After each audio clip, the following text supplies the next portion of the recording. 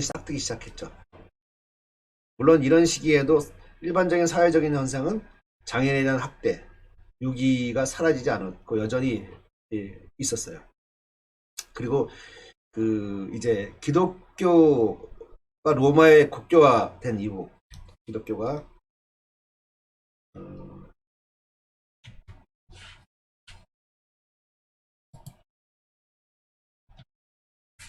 국교화죠. 로마의 국교화 되죠. 공인된 이후 공인된 이후에는 그리스나 로마의 그 장애인 학대는 이제 바뀌었죠. 자비와 동정으로 변했죠. 그리고 이 중세 초기의 교회는 빈민이랑 장애인 보호를 위한 시설을 설립을 했어요. 그리고 중세 초기 기독교 사상의 확대와 함께 나타난 산발적 시설 보호. 나중에 이제 수도원을 중심으로 한 수도원을 중심으로 한 보호와 구제로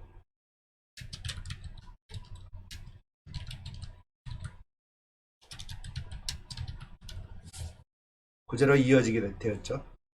그리고 이제 세월이 지나서 봉건 체제가 붕괴되고 산업화에 따른 이제 신흥 도시 발달과 함께 이제 장애인에 대한 보호와 구제 사업은 도시 중심으로 옮겨지게 됐죠.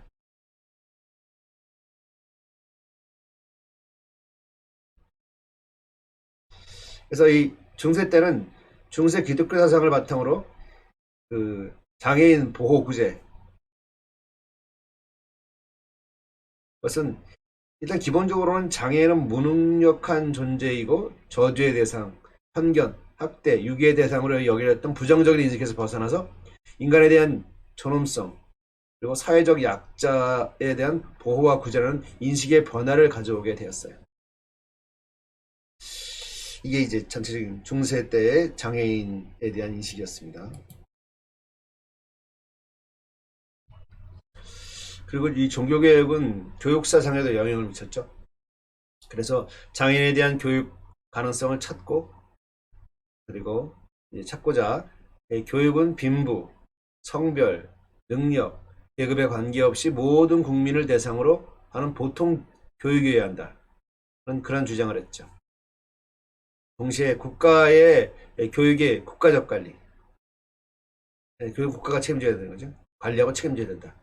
이런 걸 가져오게 한 것이 이제 종교개혁입니다. 그 다음에 의학의 발달.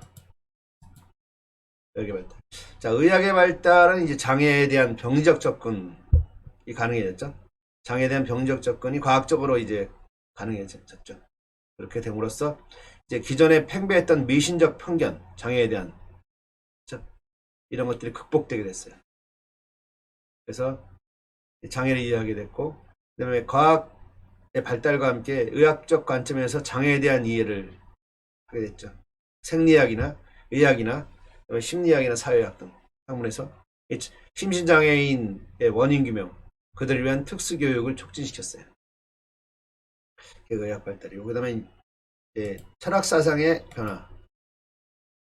이 철학사상의 변화는 지금까지 내려오던 장애인에 대한 편견과 미신 등을 타파하고 전통적인 장애인관을 시정하는 사상적 기반을 마련했습니다.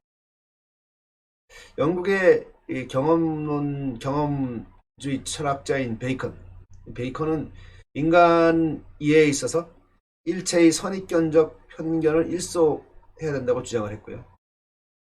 그래서 그러한 사상의 결과로 그때까지 있었던 부정적인 장애인관을 시정을 했죠. 그래서 실학주의적 사조의 영향으로 교육 방법론에 있어서 장애인 아동에 대한 교육 가능성을 한층 더 열리게 되었어요. 그러나 아직 근대에 있어서도 이 장애인에 대한 차별과 편견은 일반적인 사회 통념이었어요. 내려오죠. 그래서 장애인 복지제도의 장애인 복지의 제도적인 발전은 괄목한 만한 이루어지지 못했어요. 이것이 이제 근대 시대로 볼 수가 있습니다.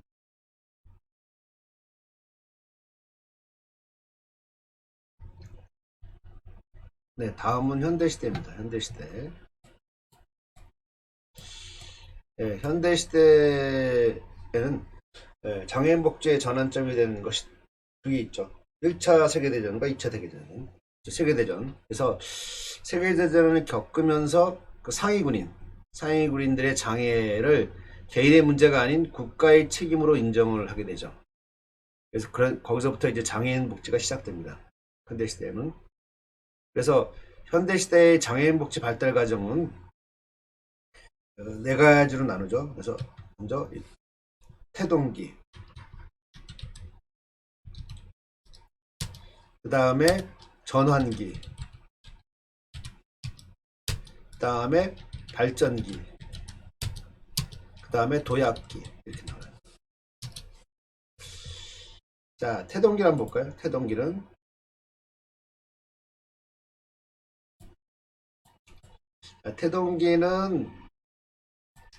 1910년부터 1960년까지. 태동기는 1910년에서요 1960년까지를 말합니다. 그래서 이 시기는 전쟁으로 장애인된 퇴역 상위군인들을 위한 직업재활, 그 다음에 의료재활을 중심으로 장애인 제도를 마련하기 시작을 한 때입니다. 그래서 영국이나 이탈리아나 프랑스나 독일 등에서는 이제 장애인 고용을 위한 법률을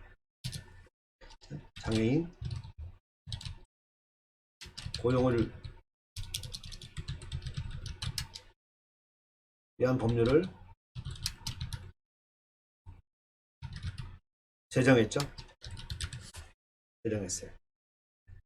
그리고 이 시기에 장애인 복지 발달 과정을 연도별로 보면은 우리 책에 있죠. 우리 책에 몇 페이지입니까? 42페이지 보시면 됩니다. 42페이지 보죠. 태동기의 장애인 복지 발달 과정을 한번 보세요. 1919년 영국 퇴역 상위군인을 일정 이상 고용하도록 하는 고용주 방명록 제도 실시, 영국이요. 그 다음에 20년에는 미국의 직업재활법 제정, 1921년에는 이탈리아 정신장애인의 고용의무법 제정,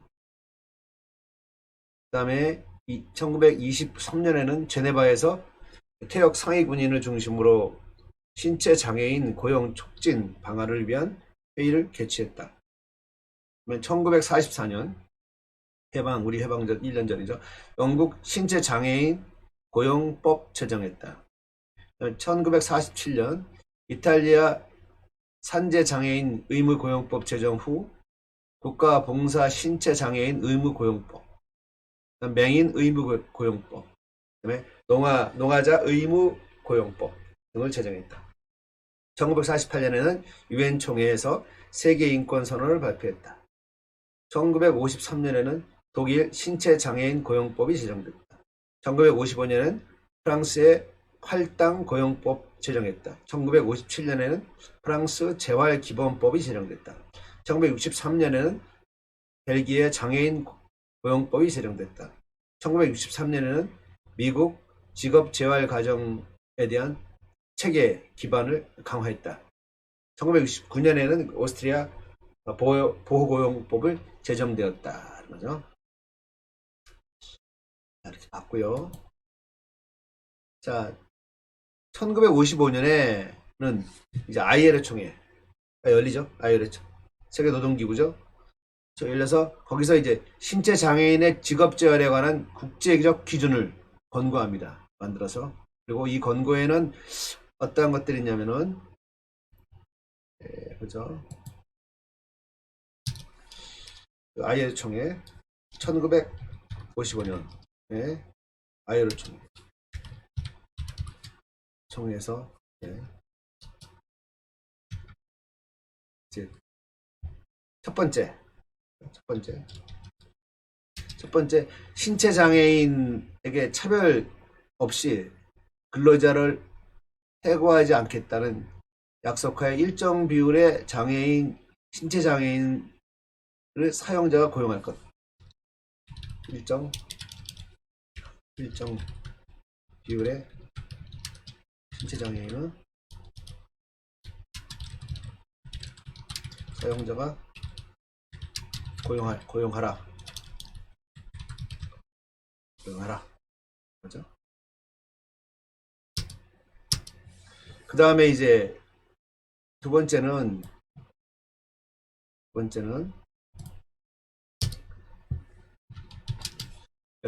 신체 장애인을 위한 그 지정 직종을 보유할 것. 그러니까 특정 직종을 신체 장애인을 위해서 하는 거죠. 신체 장애인을 위한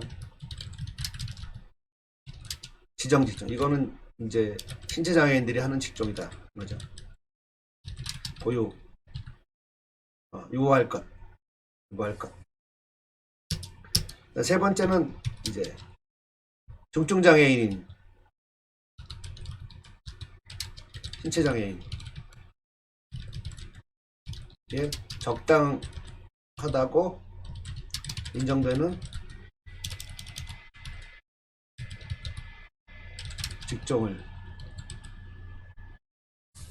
그러니까 이제 고용 기회나 우선권을 준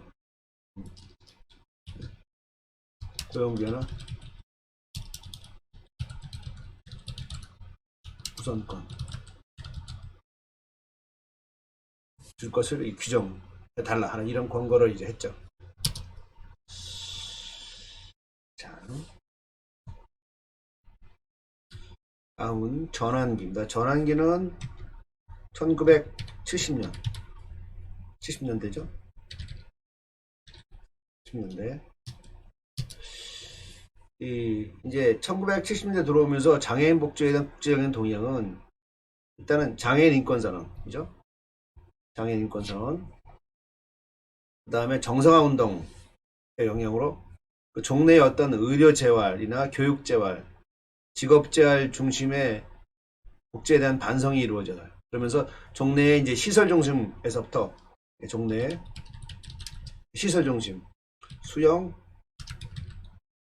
보호, 시설 중심. 그래서 이제 뭐로 가냐면 지역 사회복지 중심, 탈시설화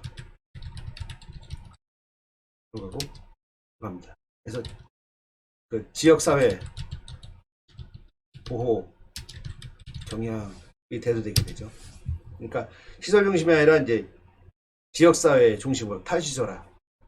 그러면서 사회통합을 강조하는 복지 형태로 변화되게 됩니다.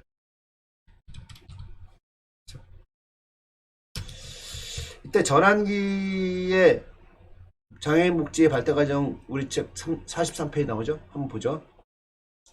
1970년대에 유엔 총회 정상화 이념의 영향, 그 다음에 세계인권선언 1948년을 근거로 장애인 재활 10년 선언 채택, 그 다음에 미국 만성병 및 장애인법 제정, 독일 연방정부의 장애인 재활 촉진을 위한 활동 강령 발표, 미국의 발달 장애인 서비스 및 시설 건축물법 제정. 시설 건축물법을 장애인을 고려해서 제정한 거예요. 1971년에 유엔 총회 정신지체인 권리선언 채택, 1975년에 유엔 총회는 신체장애인 권리선언 채택, 미국은 장애 아동 교육법 통과, 1978년 미국 장애인 부조 및 권리법 제정. 같고요. 자, 여기 보면 세계 최초로 1970년대에 미국에서 거기 보면은 건축물 설치에 관한 미국 기준 설계서를 작성합니다. 장애를 고려해서. 그래서 1970년대에 들어와서는 미국, 스웨덴, 캐나다, 뉴질랜드, 서독, 일본 등 선진국은 도로나 공공시설, 도시계획에 있어서 장애인을 꼭 고려했어요. 장애인의 생활권에 장벽 제거 정책을 시행하게 됩니다. 이게 이제 전환기가 되겠습니다. 다음은 이제 제3기 발전기입니다. 발전기는 1980년대 볼 수 있고요. 이 발전기는 1980년대에는 장애인 복지 실현을 위한 국제적인 협력체계가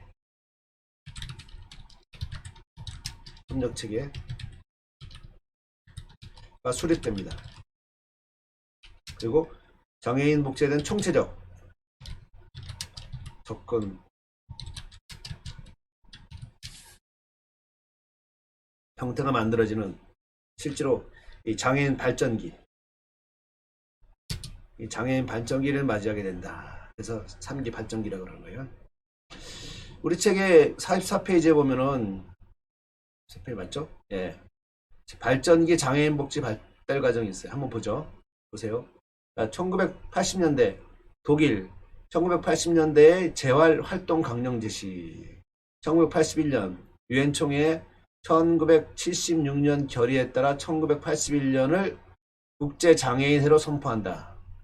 완전한 참여와 평등을 주제로 세계적인 운동을 전개하였다. 그리고 이를 계기로 모든 국가에서 장애 정책의 지속적인 전기가 마련되었다. 1982년 유엔 회원국은 1983부터 1992년을 유엔 장애인 10년 행동계획으로 선포하고 구체적 지침으로 장애인에 관한 세계 행동계획을 발표한다. 그다음에 1948년 미국이 발달 장애인법을 제정한다. 1986년 영국이 개정 장애인법, 즉 서비스, 상담, 대리 등, 스웨덴이 정신지체 특별법 발효시킨다. 그 다음에 제4기인 도약기입니다. 도약기는 1990년 이후, 그죠? 자, 1990년대 들어와서 이게 그동안 이제 했던 1970년대, 80년대에 걸쳐 구축한 장애인 복지가 생활에 밀착해서 의료재활이나 교육재활이나 직업재활이나 심리재활이나 재활사회사업 분야 전문가뿐만 아니라 장애인 당사자, 그리고 가족, 그리고 지역주민, 그리고 정부의 정책적 참여에 따른 장애인의 사회통합, 이것들을 위한 전인적 능력 개발, 장애인 자체의 전인적 능력 개발, 그 다음에 사회 접근성 보장을 위한 건축물 개선, 그 다음에 주택 개선, 이용 시스템 개선, 사회 심리적 주민 의식 개선 등 이러한 사회환경의 변화를 병행하는 형태의 총체적 개념의 장애인 복지 형태를 갖추게 됩니다. 이게 바로 도약기죠. 그래서 총체적 개념의 장애인 복지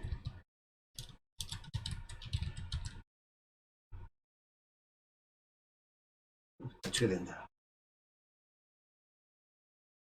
자, 이 시기에 장애인 복지의 발달 과정을 자, 책에 나오죠? 우리 책 45페이지 나옵니다. 45페이지 한번 보세요. 도약기 장애인 복지 발달 과정. 1990년대 유엔 장애인의 기회 균등을 위한 표준 규칙 채택. 미국 장애인법 제정. 장애라는 이유로 차별받을 수 없다는 차별에 대한 보호 조치가 만들어짐. 1992년 호주 장애인 차별금지법 제정. 그 다음에 1994년 스웨덴 장애인 옴부즈맨 사무소 설치 및 운영. 1995년 영국 장애인 차별금지법 제정. 2002년 독일 연방 차원의 장애인 평등법 제정. 자, 여기까지가 이제 서구의 장애인 복지 역사입니다.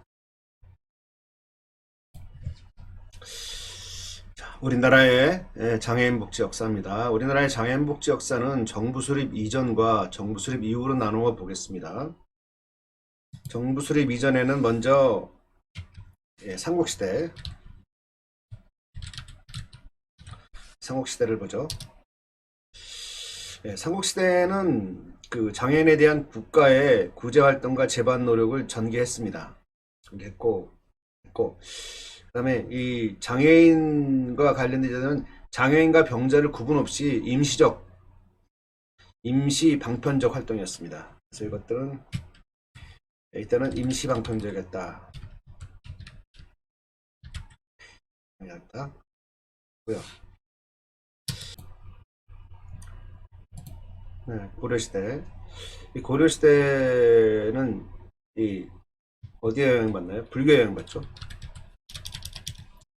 불교에 영향을 받는다. 영향을 받아서 제도화됩니다. 예. 장애에 대한 구조가 제도화되는 경향을 보이고, 특히나 그 춘공기는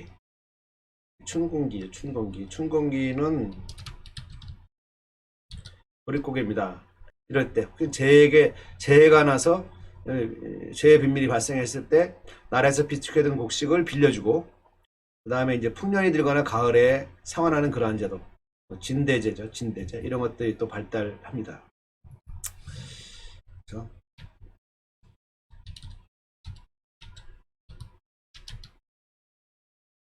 자, 그리고 이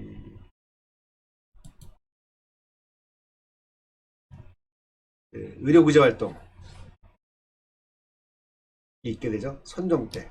그래서 성종 때 의료구조 활동으로 대의감이 설립됩니다. 그 다음에 예종 때는 이 대의감 부속 약국이 설치됩니다. 대의감.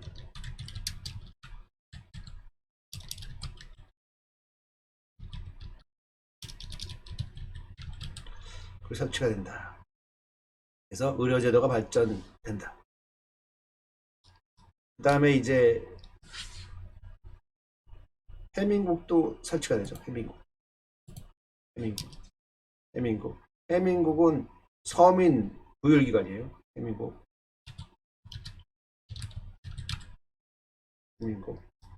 그 다음에 동서대비원.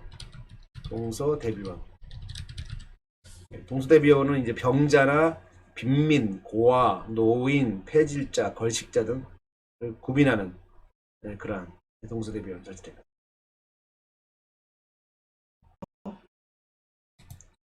자, 이제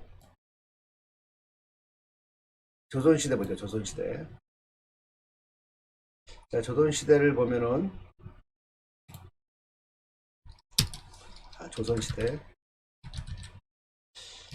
조선시대에는 뭐에 영향을 받죠? 유교에 영향을 받죠. 유교의 영향을 받는다. 그래서 구율 사업이 전개된다. 그리고 태조 2년에는